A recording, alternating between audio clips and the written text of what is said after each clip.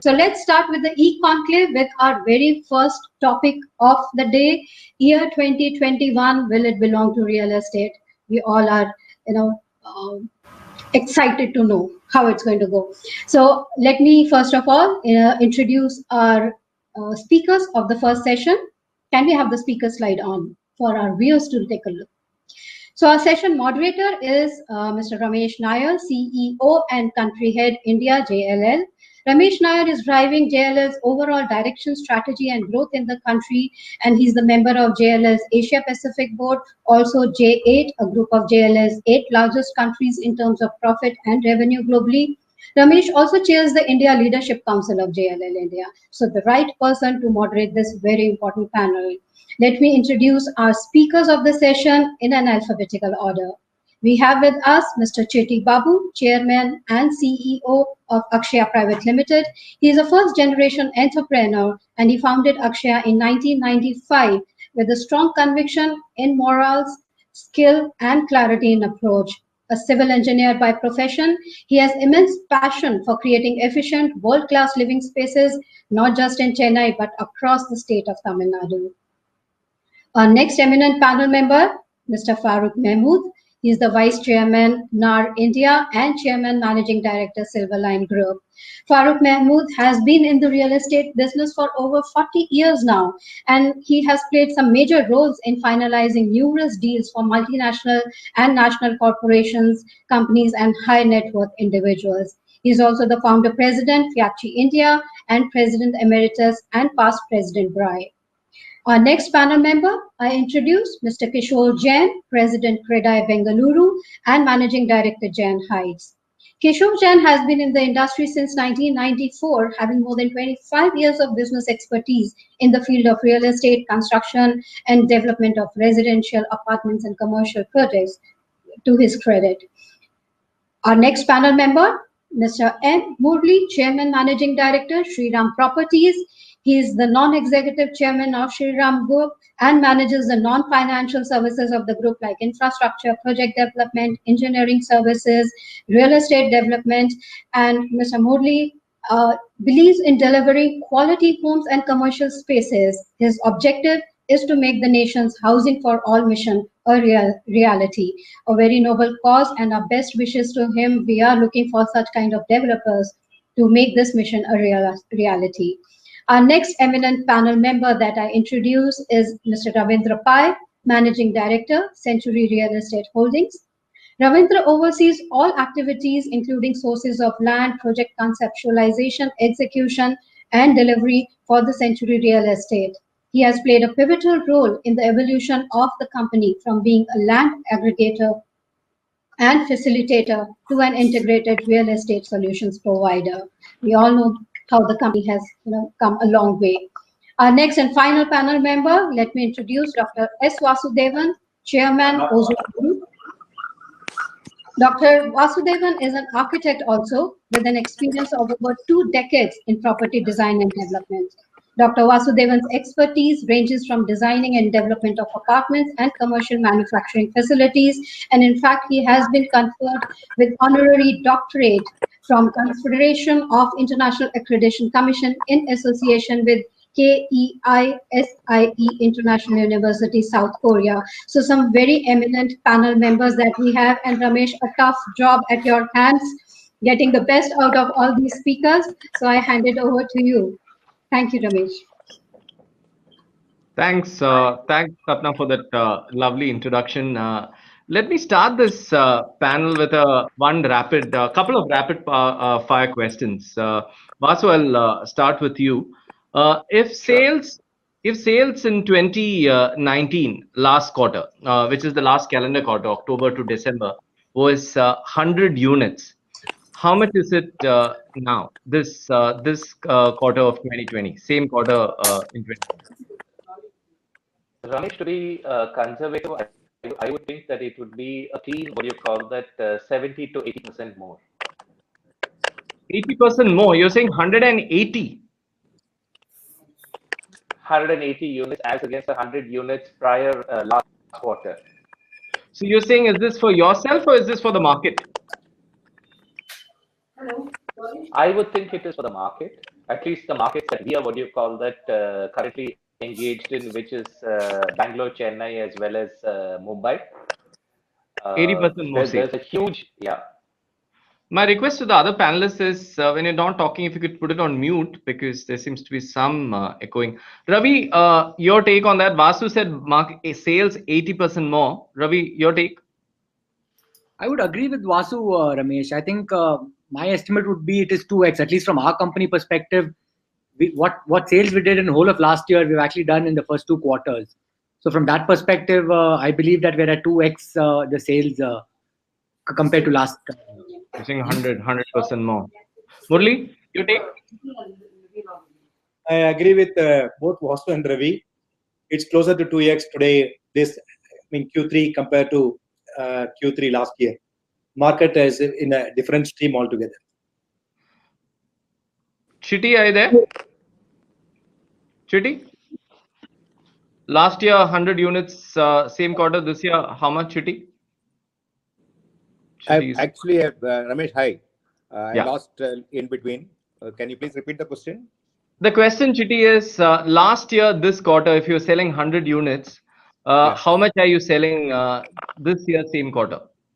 Say about 65%, 65 units this quarter. 65%. Is Farooq there? I don't see Farooq. He was there a minute back. I think he's having connection issues. Is Kishore there? Kishore? Kishore is also missing. So till they come back, I'll come to the next rapid fire question. Just a one-word answer. If last year the price was 100, same time, what's the price today? Vasu, we'll start with you. It remains maybe 100 or maybe 105. 100 to 105. Murli? We increased in some of our projects to about 10 to 15%. So I would say about 10% increase compared to last year. 10%. Ravi? I think it depends on the product segment, really, Ramesh. In the plotted development, we've actually seen about a 10 to 15% increase. Whereas in the apartments, we are seeing maybe a 5 to 8% sort of a decrease in pricing. In terms of incentives or more marketing and things like that. Got it, Chitty? It considerably about 10% for sure. There is a price rise across residential markets, but not in the premium segment, not in the luxury segment, Got Vasu, I'll start the next question. Now let's come to the main panel discussion. What are the key trends you are seeing with regards to change in buyer behavior? How is a buyer today versus a buyer in, let's say, 9 months back, first calendar quarter of this year? How is the buyer's behavior pattern changed? I think the composition of the buyer has changed from investor to end user, number one. I think most buyers now are looking at owning real estate as a hedge against any kind of natural calamity. The reason why plotted selling or plotted development sales is happening is simply because they believe that it is it's a tangible form of security as against what other investment options that are currently on offer. The stock market is too volatile and controlled by very large FIIs and institutions. Mutual funds have not done very well, which is a reflection of what is happening as a slowdown of the economy. The commodities as well as the currency markets again are extremely volatile for a end-use retailer. I think he is more empowered today. The fact that RERA is completely in cognizance of what are the consumer rights and what entitlements the customer has made him more bold.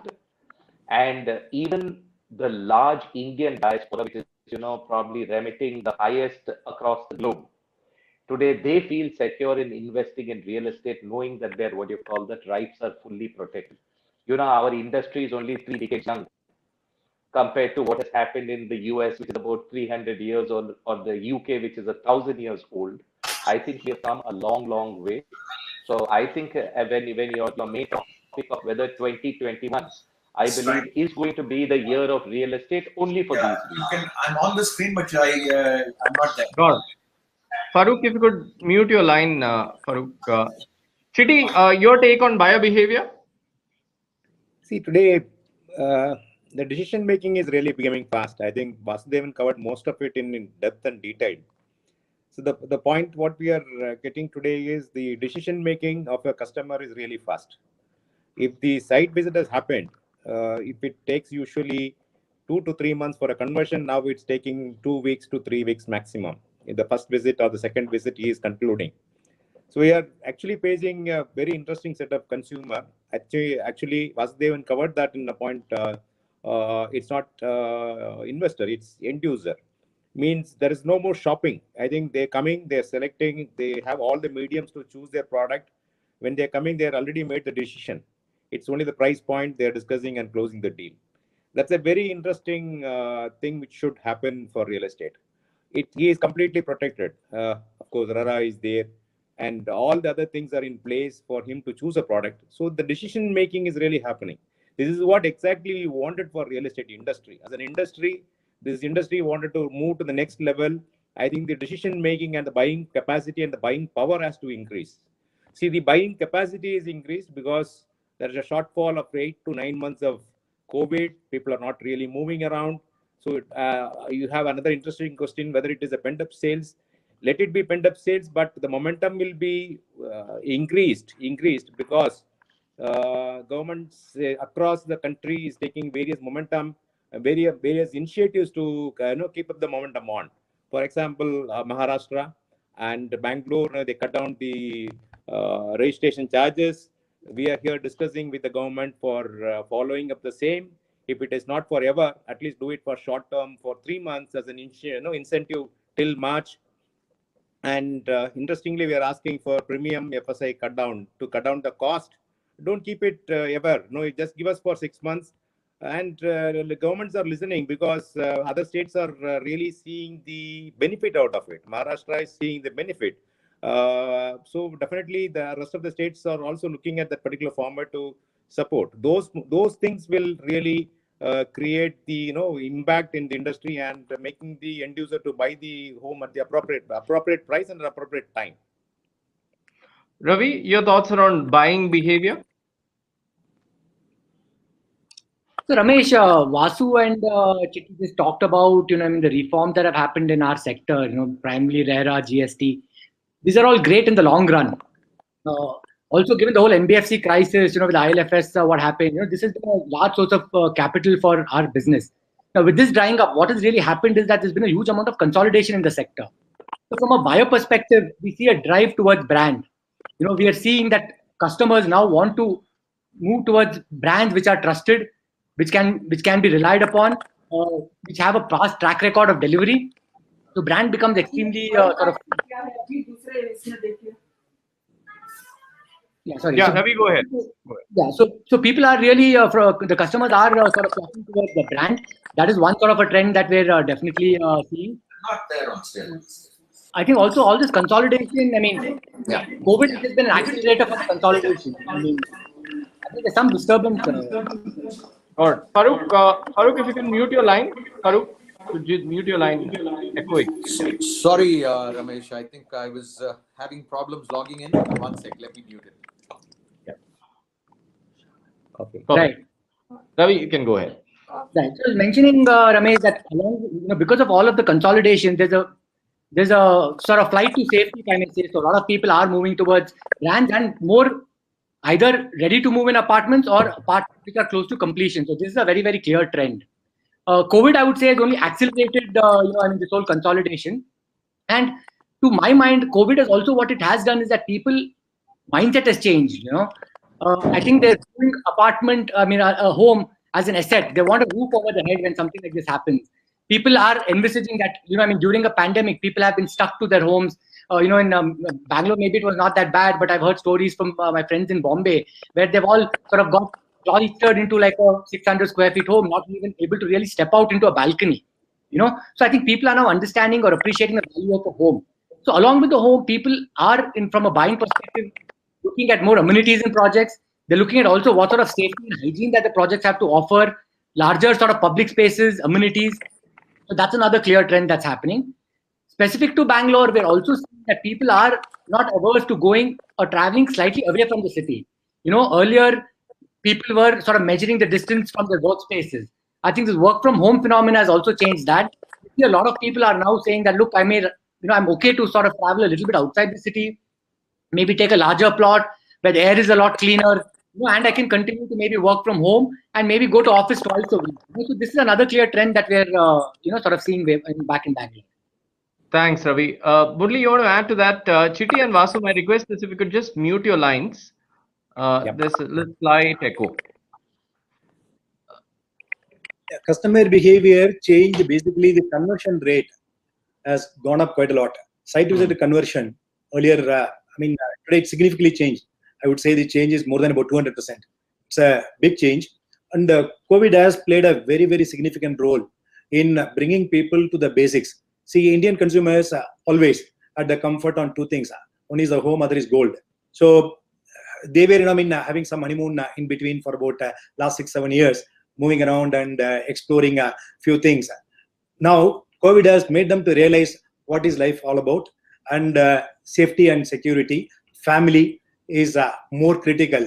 So that has brought in a big change in the attitude of the consumer today in a big way. So I tend to only disagree. It's not the end users, the big set of investors kind of community, which is coming in a very, very big scale today. So we already started seeing a big number. It's not the speculative investors who always look for real estate as a trading option. Today, if you look at, typical housewife, she always had the comfort on two things: either invest in a land or a home, or invest in a gold. So now, let's say somebody has got a first home. They were having some frequent trips outside. Now they are coming back, particularly after COVID today. Second home, they are doing it. Third home, they are doing it. That's where they feel the sense of security. Whether it gives only 1% yield or 3% yield, 4% yield, does not really matter to Indian housewife. So I see a big change today. The people who can afford to buy a second home, they are investing into real estate. They were looking at alternate investment earlier. Today, real estate has become the most key investment destination today. This is coupled with a lot of government initiatives. So some of the state government have proactively come into brought in some nice incentive schemes. Started from Maharashtra, something in Karnataka, Tamil Nadu also is doing it now. So some state governments have caught on with the opportunity. And housing finance, the interest rate is one of the lowest today. This kind of situation has never been there. So on the other hand, RERA also has streamlined the developers' behavior. See, we all the time complain or talk about or criticize customers' behavior. Developers' behavior, there is one reason for real estate industry to be looked down. Developers are responsible. They ensure that they are looked down. So probably today, RERA has forced people to behave in a particular way and also start focusing on delivery. So that has made a big change. That has brought in a lot of confidence today. If RERA has been implemented, let's say in the last 2 months' time, I will not say this. RERA has been implemented over 2 years ago, 3 years ago now. It has streamlined. So most of the RERA authorities today are, reasonably in good shape. Though some of the authorities take a consumer-friendly approach. One, on the other hand, some of the consumers misuse this provision in the RERA or misuse this authority itself. But for example, I would say Bangalore RERA authorities, very, very practical. They take a very practical view and look at fair judgment, and also making sure that the exploiting customers or pretending customers who are looking at only exploiting. There are a set of people in the crowd today just to exploit the loopholes, and for them, they need to only pay 200 rupees or 500 rupees to make the application and look for that. So that is one area which is a concern. But some of the authorities dealing with a lot of maturity and in a very balanced way. That's a very positive one. But that's a subjectivity. That's people driven. Probably there has to be a law to come in that if somebody makes any claim, they need to put in good amount of money. Ask the customer to pay 5 lakhs and contest whatever he wants to. Just for paying 2 lakhs and doing 500 rupees application and fighting.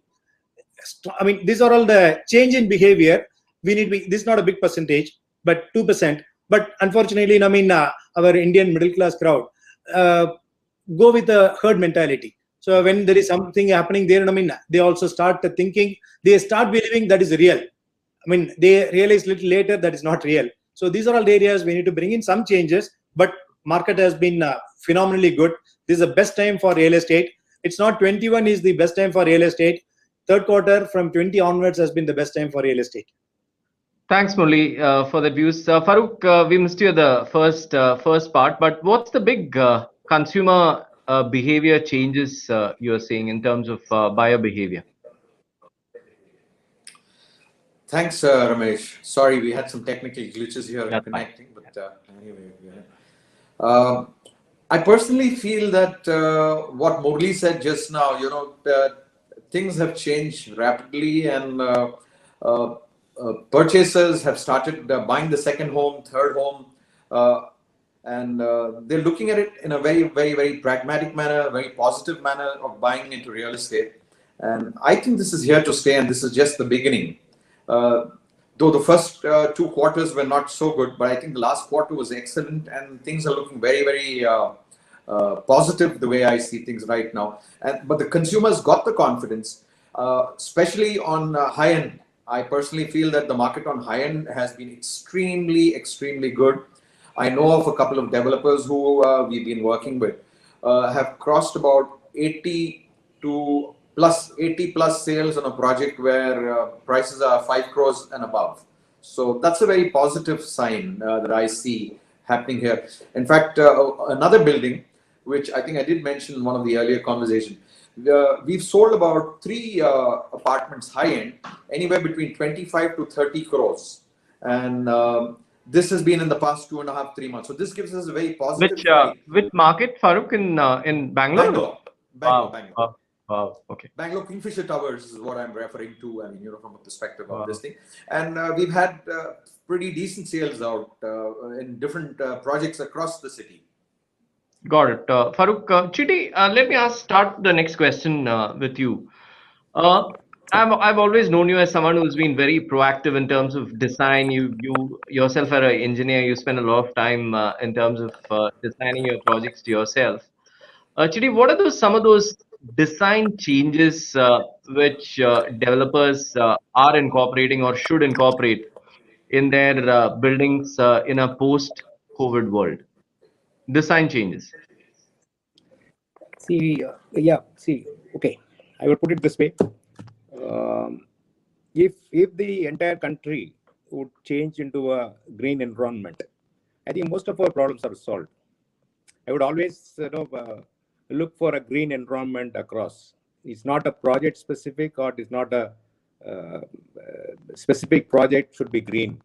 I would rather say the entire city should be green, or the entire country should be green.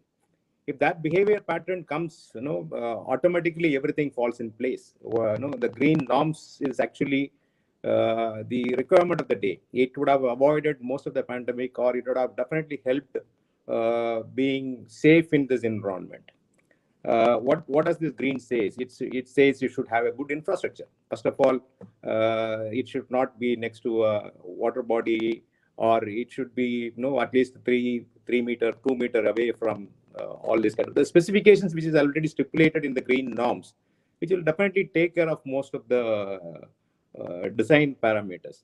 Now, density less homes are in requirement. So now, per floor, how many units you are designing is a very important. Now the customers are asking, how many in a floor? Do you have multi? Is it 16, 20, or is it 4? Is it 1, 2? Depends upon the luxury and other things. The people are definitely looking at density less in that particular floor at least. So that's a design requirement which is coming in. Amenities, most of the projects, I think we have all matured enough to give very good amenities in the project. That is not the requirement today. Today people are looking at touch-free, means you are asking for a smart home. A smart home is not, those days it's expensive. People little worried about using that gadgets, but it's not today. With probably at least this 9 months at home, everyone is a gadget freak, including elder to younger generation. So I think people are asking for Alexa operated lift, Alexa operated door. People are looking at closets which operates automatically. They don't want to touch the seat cover. Simple things. No, it's all there. But no, I think the importance is felt. In fact, I was actually going through one of the questions which you circulated yesterday. What is this NRI customers look for?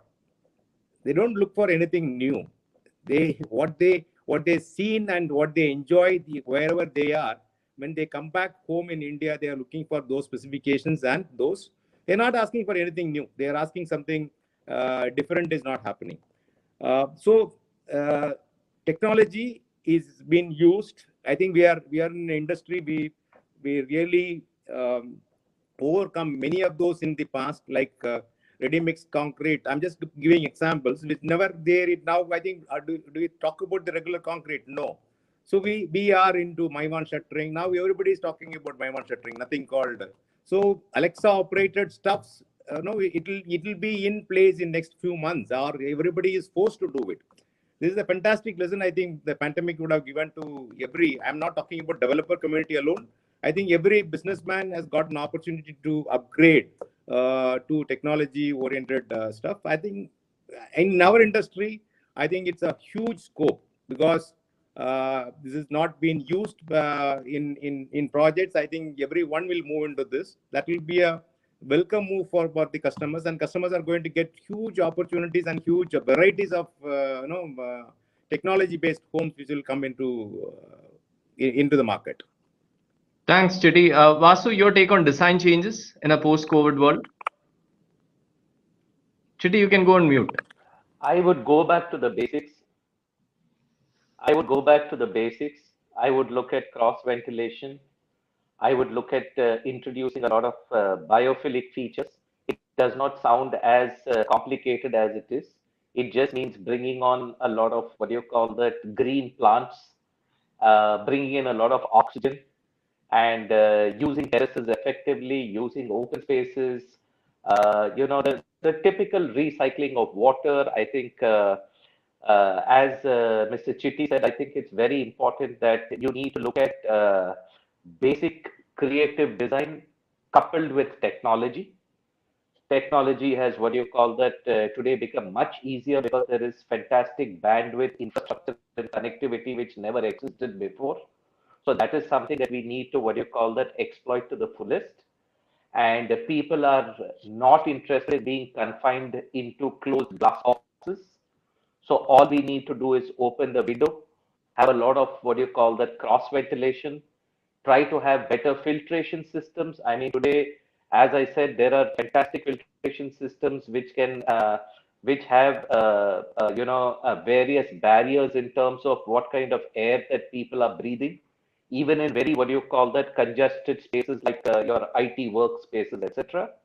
And we just need to, be simple, go back to the basics, and use technology to its ultimate goal. So people are opening windows, people are using ceiling fans, people are going to balconies, so people are going and taking walks. So it's very simple. I think we have forgotten the way our ancestors used to live, so we need to go back to the basics now. So I want to keep it very simple, actually. Thanks, Vasu. Ravi, you want to add to that? So what I was saying is that going from making really large homes to going to making really small, efficient homes, the guise of making affordable homes, I think what this has done is somewhere, I think equilibrium has struck, I think what we will now look at from a design perspective is maybe to have that one additional bedroom or a study for work from home. Terrace is something that is a must. I mean, in fact, we've done a project where we sort of did away with the terrace because we thought that the only time the terrace was used was to either smoke or to hang your, clothes. But I think now we see a lot more utility. We want fresh air. It's an opportunity to sort of step outdoors from the indoors if we can't go out of our door. So I think somewhere equilibrium is stuck in terms of the size of the unit itself. Some of the other, thoughts I really echo what Chitty and Vasu just mentioned in terms of contactless. Another big thing is that, in terms of deliveries, I think in the pandemic, we saw that a lot of people are ordering food from outside. E-commerce is a very, very big part of our lives today. but at the end of the day, we want to avoid any sort of a contact, with the delivery person. So how do we do this in a project setting? Can we have some sort of a delivery sort of a zone where people come, leave their, pre-ordered goods or the food, and this can sort of reach their respective apartments without any contact. So that is something that we can sort of think of. Sustainability is big. We've even seen advertisements by paints, where they're saying it is virus immune, sort of paints now. So I think sustainability becomes a big sort of a key. And even projects, how self-sustaining they are in terms of having maybe a sort of a grocery store there, and maybe a small to even buy some small sort of knickknacks and things like that. So is it possible to do this within the community itself? So these are some of the things that come to my mind. Of course, I think there is also a trend to smaller communities. People want to sort of have a more sort of limited community where they know the neighbors and not really be exposed to a large number of strangers. So I think these are some of the things that I would keep in mind, going forward. Very good points. Ravi, Murli, you want to add to that, design changes? Ramesh and Vasu probably be familiar with this movie called Shivaji. Very familiar. There was a movie by Rajini. There is a song, Sahana song, that set was created by Chitti in record period. So Chitti is known for his great design. I didn't know Chitti has created that set. Wow. If you can. And Rajinikanth gave him a personal gift for that. The gift. Next movie, he put his name, Chitti. So Chitti is known for great designs, and but I'll jokes apart, but that's a reality. That's a real one. See, today, Housing for All, Government of India has announced about 4 years ago. Our Prime Minister had dreamed to do it by 2022. He has given himself about 7 years period. Where are we today? We are not even 20% today. So one is, let's look at two different things. There is a change in expectation from the customers. See, unit sizes become slightly larger today, particularly post-COVID today. People started preferring larger units, or even if it is a smaller unit, they would like to have additional room for their, probably work from home, which I don't think it is going to be surviving. People will move out of work from home very soon, is my view. But they are building additional room for work from home. So there is a need which has come in for creating additional space today. So that's the short-term trend I'm seeing. I don't know whether it will survive. So, but at least next 1 year it will survive. Whoever is designing today, keeping that in mind. But if they have a product to deliver within 12-18 months time, they are safe. If they have a product to deliver 36 months down the line, they could be in danger, is my view. So a lot of people have designed smaller units in the last year, cutting down the size from 1,000 square foot 2-bedroom to 700 square foot 2-bedroom and 1,500 square foot 3-bedroom to 1,200 square feet.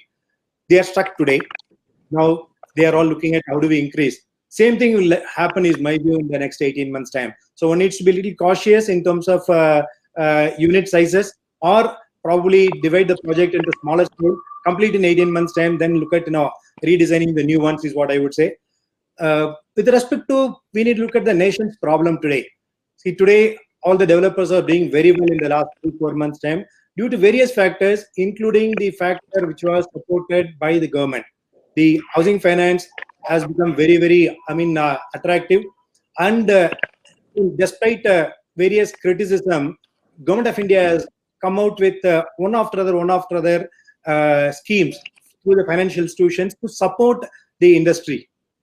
We can have a lot of complaints, but the reality is they have come with a lot of support mechanism to make sure that the industry is not, falling.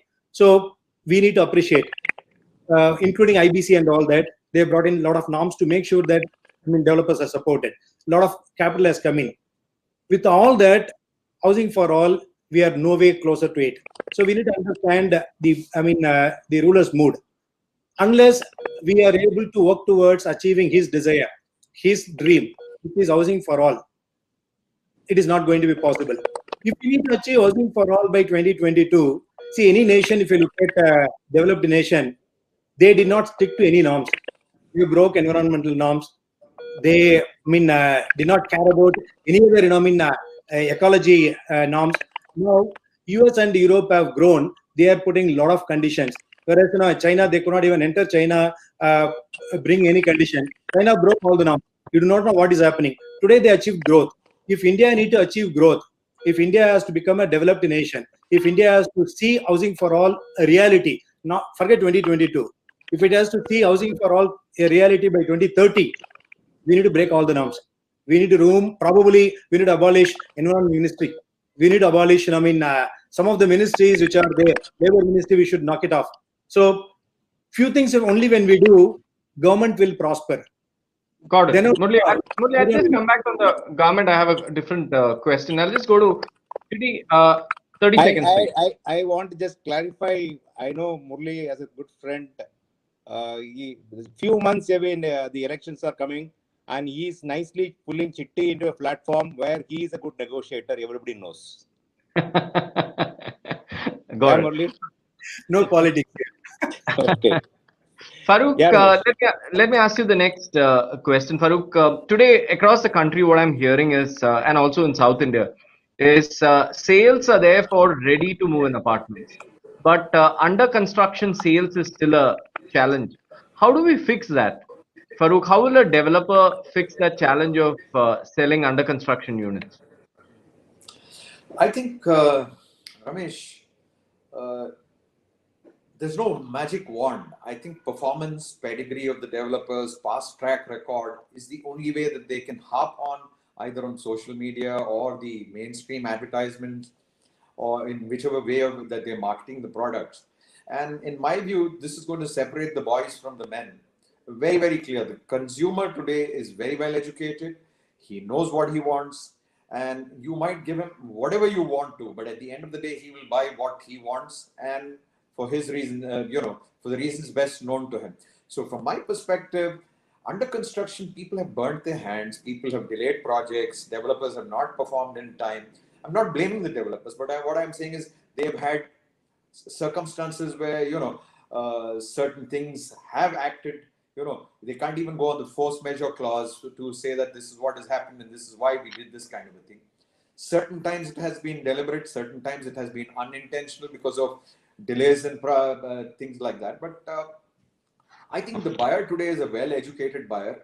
And my only thing is, as long as the product has been delivered in the past by the developer, a good product, I don't see that this is only a temporary lull. I think it will come back again and will come back with a bang because we have so much of a housing shortfall, though there is inventory still sitting down in certain segments. But I personally am very, very bullish and very positive that things will move.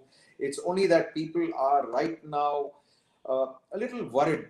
One is my job secure? Am I going to be there in the next couple of years? If I go and make a housing purchase, am I going to get stuck in a project which is not going to get completed on time? I'll have the candle burning from both ends. I'll be paying my EMIs at the same time. I'll be paying the developer. So these are natural fears in the mind of any individual. If you or I were also buyers on this particular issue, I would say that I would also face these similar constraints. So from that perspective, I'm very, very sure that it will happen. And I just want to go back to your earlier question on what you asked Ravi and Vasu and Murli. One suggestion I have on improvement under the current pandemic on how to have less contacts. You see, people are now ordering food online. Dunzo is coming in, things like that. I'm saying let's go by the concept of a dumb waiter that is there in every hotel, 5-star hotel. Providing a dumb waiter in every apartment is not feasible. It's not practical. It's very expensive. But on a floor-wise, every floor, if you have a dumb waiter, where from the basement or the ground lobby or some lobby has been designed where these people coming can come and put that stuff out there, inform the person, the resident that we've just put it in.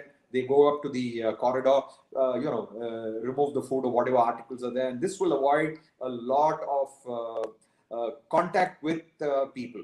This is just a suggestion. I don't know how practical it is, but it's been on my mind and I thought I should share it with you. Thanks. Farooq, Vasu, you want to add to how can developers increase sales of under construction? There is still a lot of news around under construction not moving.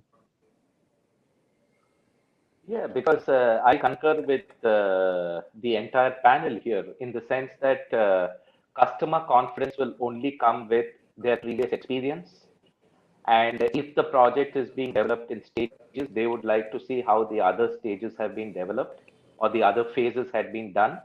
What is the kind of what you call the traction, and what is the kind of delivery that the developer has already had. So I think it is simply a confidence, what you call that, building measure. Today there are enough of social media, enough of what you call that, mouthpieces that are available today. So I don't believe that there is any mantra to this. I don't believe any amount of advertising or branding or anything can actually substitute construction going on at full pace and your delivery and your previous track record. So if that is there, I mean, I think the entire panel also agrees that there is a market. There is a robust market which has completely, what do you call that, which is educated today, which is empowered today. And you just need to keep your fundas very, very simple. Keep delivering and you will sell. Your product has to be good. Your amenities have to be good.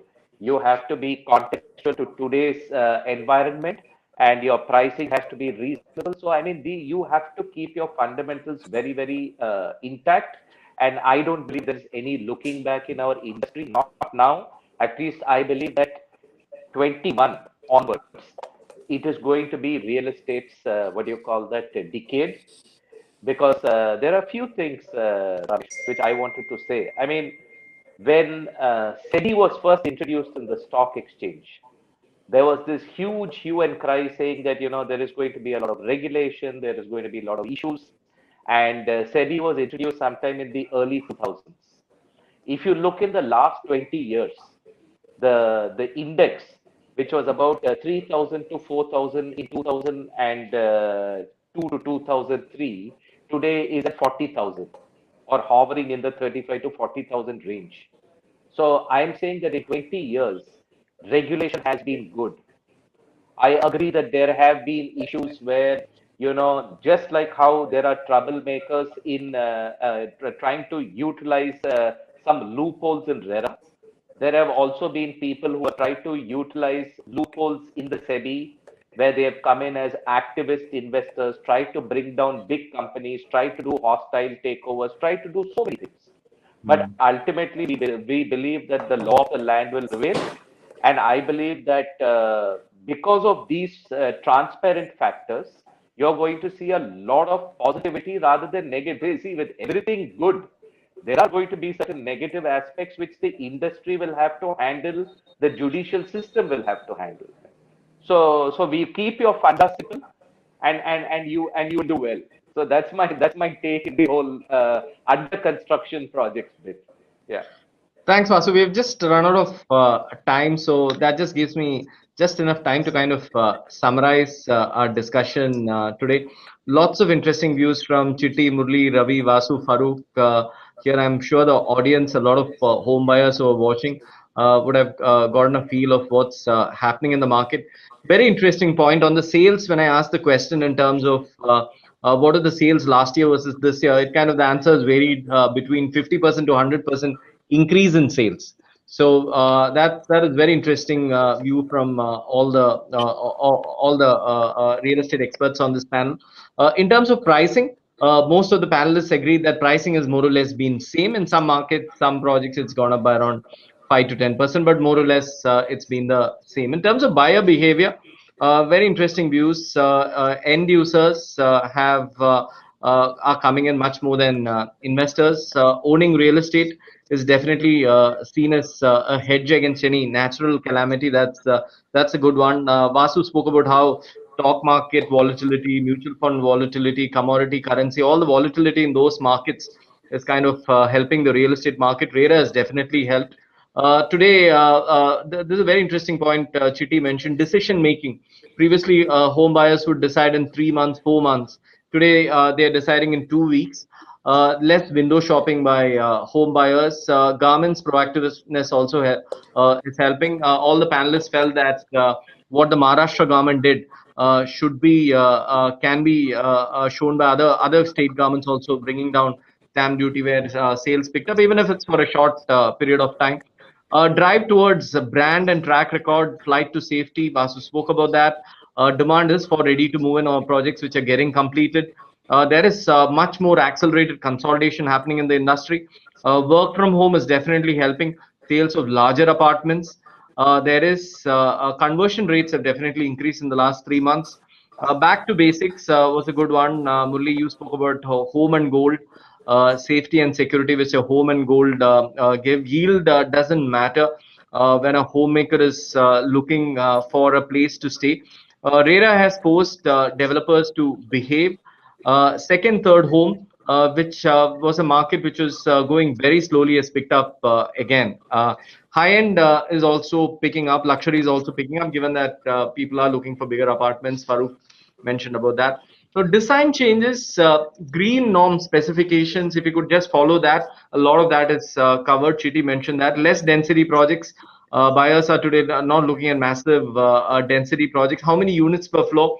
Something buyers are asking. Touch-free smart homes, Alexa-operated lifts, international specifications. You need to give international specifications if you need to attract NRIs in your projects.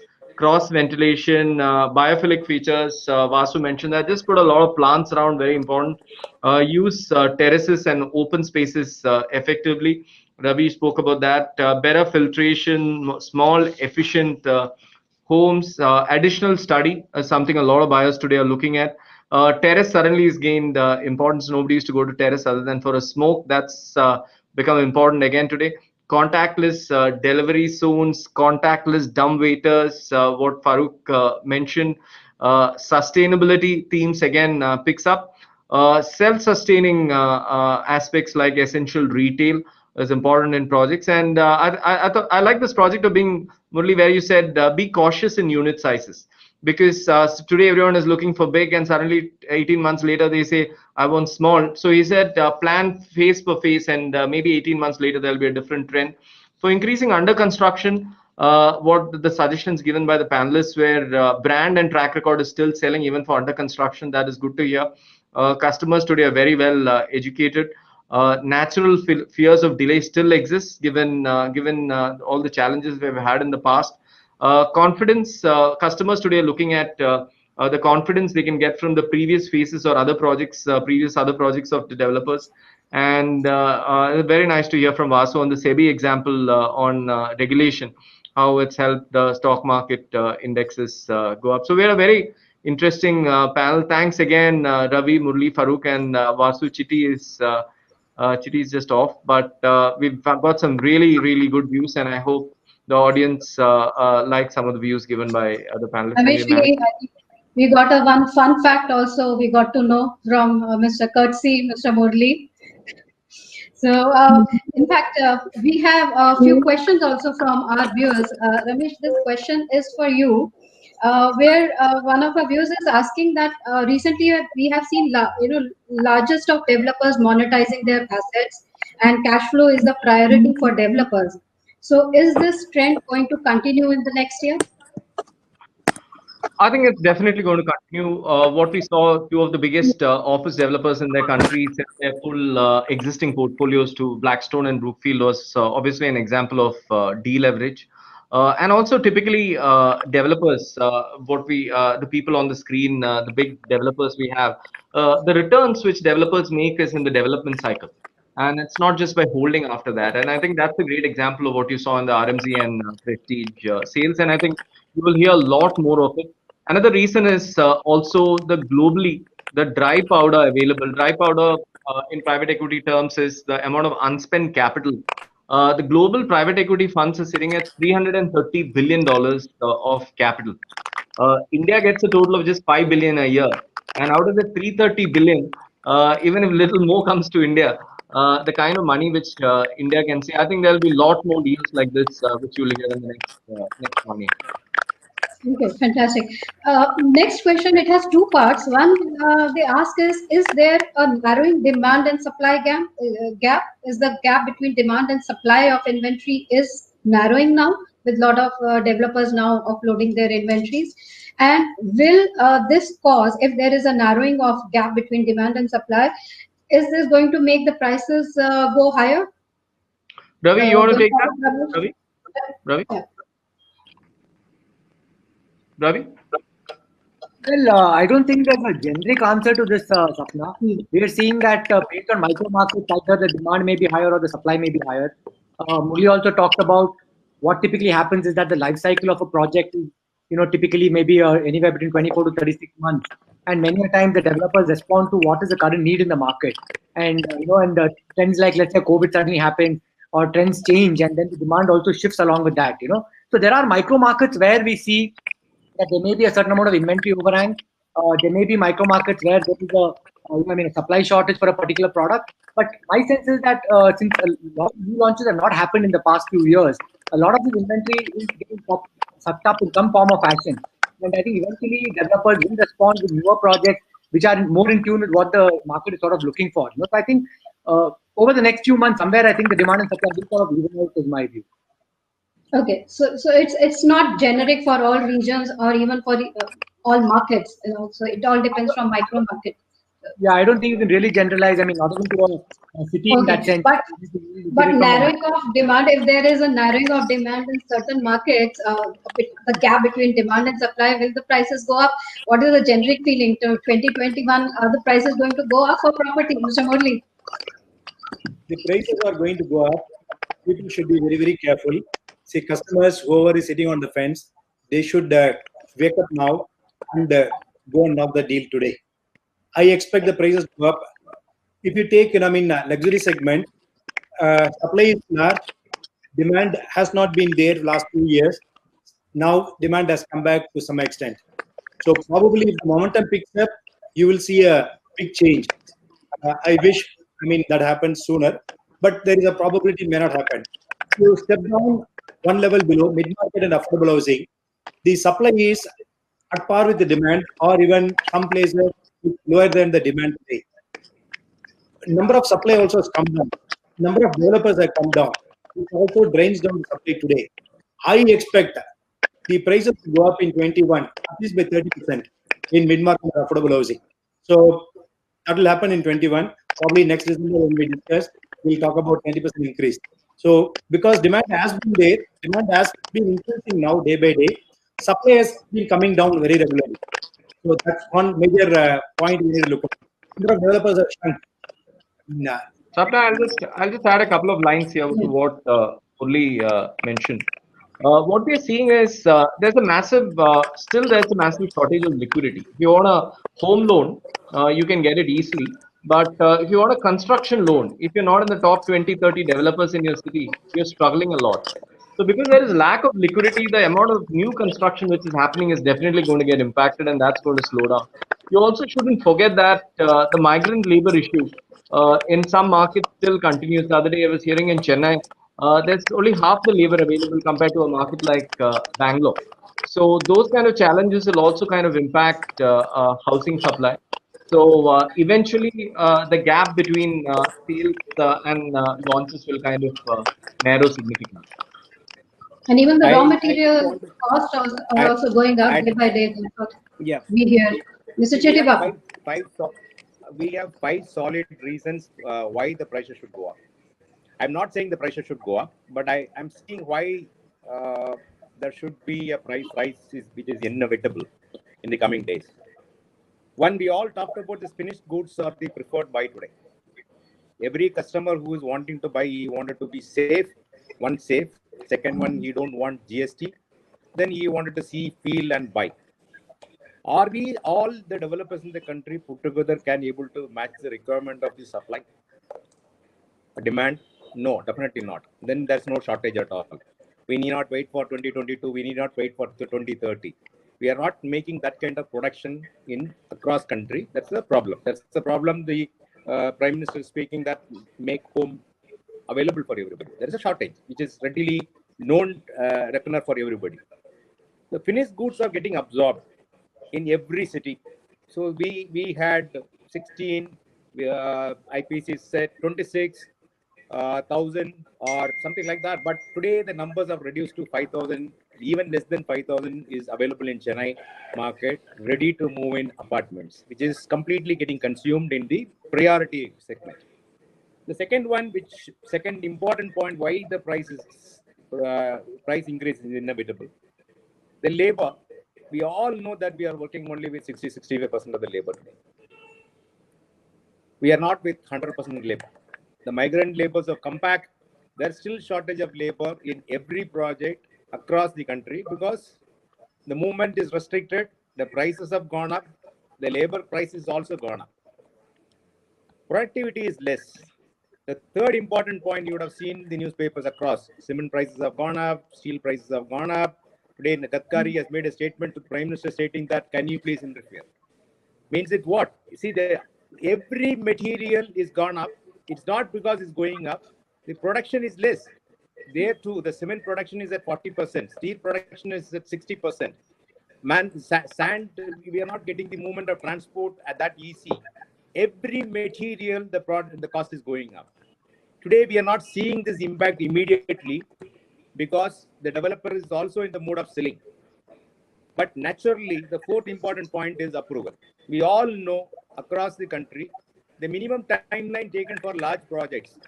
Some places it is very bad, but some places very good, but the average is not less than a year with all your EA clearances and all those, right?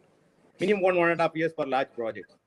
So when the goods are getting consumed, the ready apartments are getting consumed, with the migrant labor issue, with the material prices going up, the new approvals which is going to come as a supply is going to take time. Every city has seen there's no launches happening for last 9 months. Very few launches happened across the city, across the country. With all this, definitely there is a gap going to be there available between the demand and the supply. Real estate is all about opportunities. As Murli rightly said, this is the best time in terms of consumer point of view, as the lowest possible interest rates. The developer is willing to sell at a price.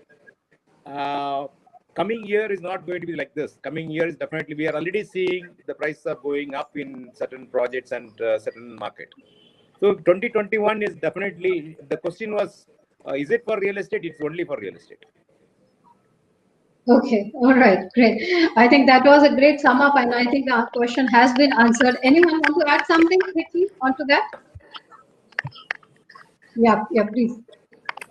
I agree totally with Chitty. I mean, the points that he raised are very valid points. And one more thing is, at the current pricing, specifically the Bangalore market, I think there's value for money. The way I see it, the kind of quality which Vasu's trying to outdo his other competitor and Ravi's trying to outdo Murli, he's doing his other competitor out. This is something that's going to, the consumer is going to benefit at this, and nobody but the consumer will benefit. The kind of infrastructure that the developers are building, the kind of amenities that they're providing are fabulous value for money. In my view, I would say that 2021 would be the year for real estate revival, not just revival, but I think we're going to see new peaks where we have not even assumed or imagined. So it's not that I'm trying to jack up the markets by talking on this positive note, but the feeling that I'm getting right now, there's activity, there's buzz going around right from the developers to the architects to the contractors who are pushing. I mean, it's all engines are on full steam ahead right now, the way I see things, and we're gearing up for a very positive thing.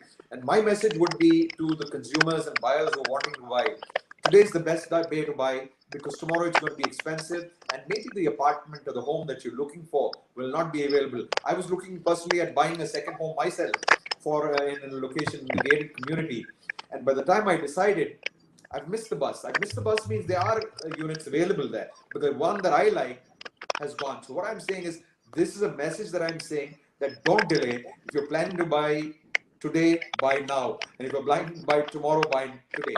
So I think it's a very positive thing, and things are going to be very bullish in the future. The writing is very, very clearly visible and on the wall right now, that good days and better days are ahead for the industry. Okay, so we hear loud and clear. Sapna, Year 2021 is for real estate. Yes, Mr. Chitty. I missed out the fifth point. I Yeah, said 4 yeah, points please. very clearly. The fifth point I missed out, that everybody knows, the cost of funds. The cost of funds which is available for construction industry at 12 and 13% is gone to 18 and 20 and 21 or even beyond. That's one of the questions I think Ramesh was asking. So when the cost of fund is going to increase from 12 to 18%, or even more? Where is that it going to impact? So my 5 points, actually I missed out in the flow. One is the finished goods are getting exhausted. Migrant labor is becoming expensive. Material production is not happening because we all know the price is going up. Approvals will take its own time, 1.5 years for the new stocks to come in. And the fifth important point is the cost of funds, which I missed out. Thank you, Mr. Chidi Babu. I think all relevant points and all kind of sum up what the whole discussion was all about. Thank you so much to all our speakers. Thank you, Ramesh, for that wonderful moderation and getting the best from our speakers. Mr. Murli, thank you so much.